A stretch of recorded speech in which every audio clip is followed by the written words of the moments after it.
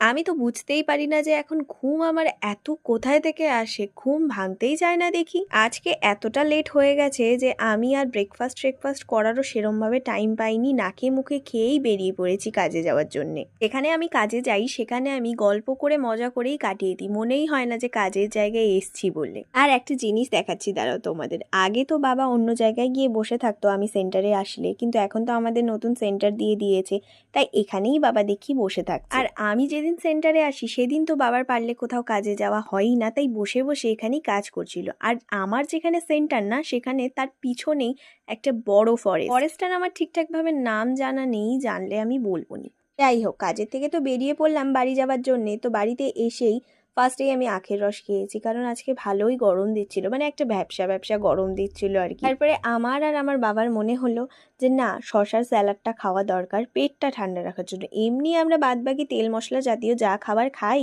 তো কিছু তো পেটটা ঠান্ডা রাখার জন্য খেতে হবে। তো এইগুলো খেয়ে ঠেয়ে তখন আমার মনে হচ্ছিল যে আমি আজকে রান্না করব, তাই আমি ইনস্টা থেকে একটা রেসিপি অনেক আগেই দেখেছিলাম, তো সেটাই আমি করছিলাম। ধনে পাতা পাবদা বা কিছু এরকম একটা হবে, নাম আমার ঠিক মনেই নেই, কিন্তু খেতে ভালোই হয়েছিল। কম তেল মশলায় করেছিলাম অবশ্য। আমার শুধু রান্না টান্না করা শেষ হবে কি আমি লাঞ্চ করবই তখনই। তারপরে লাঞ্চ টাঞ্চ করে বেরিয়ে পড়লাম ভিউ পয়েন্টে যাওয়ার জন্য, কারণ অনেক দিন ধরেই এখানে আসছিলাম না। তো আমি যেই দোকানটায় বসি সেইখানে তো আজকে ভীষণ ভিড় ছিল, তাই অন্য জায়গায়ই বসেছি। তারপরে আমারই আবার ইচ্ছে হলো একটু স্কুটি নিয়ে এদিক ওদিক করে আসি। তো আমি আমার বান্ধবীকে পারলে জোর করেই বলেছি যে না, তোকে আজকে বের হতেই হবে, কারণ একটু একটু বৃষ্টিও পড়ছিল তখন, তাই জোর করেই ওকে বের করেছি। ওখান থেকে এসেই আমি আরো দুজন মিলে তো অনেকক্ষণ ধরে শুয়েছিলাম, শুয়ে থেকেই তো আমাদের তো হাসাহাসি আর কি মজা চলতেই থাকে একসাথে থাকলে।